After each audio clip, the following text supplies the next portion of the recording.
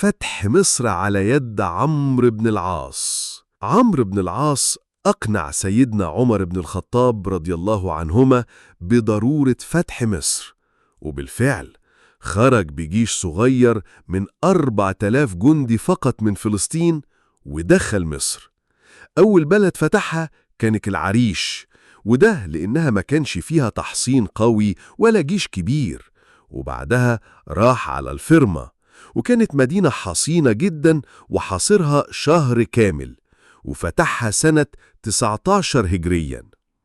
بعدها فتح بلبيس، واحتاج مدد من سيدنا عمر، فبعت له 4000 مجاهد كمان، وكان القائد فيهم هو الزبير ابن العوام رضي الله عنه.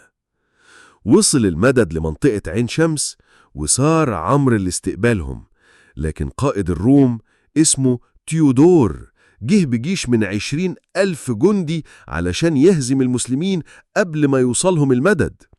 لكن عمرو كان ذكي جدا، وعمل له كمين محكم بين منطقتين اسمهم الجبل الأحمر والتليل.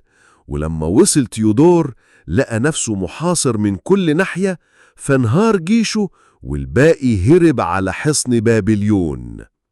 حاصر عمرو الحصن ده، وكان حصن قوي جدا وفيه آلاف من جنود الروم، وعدد المسلمين قليل وعدتهم بسيطة.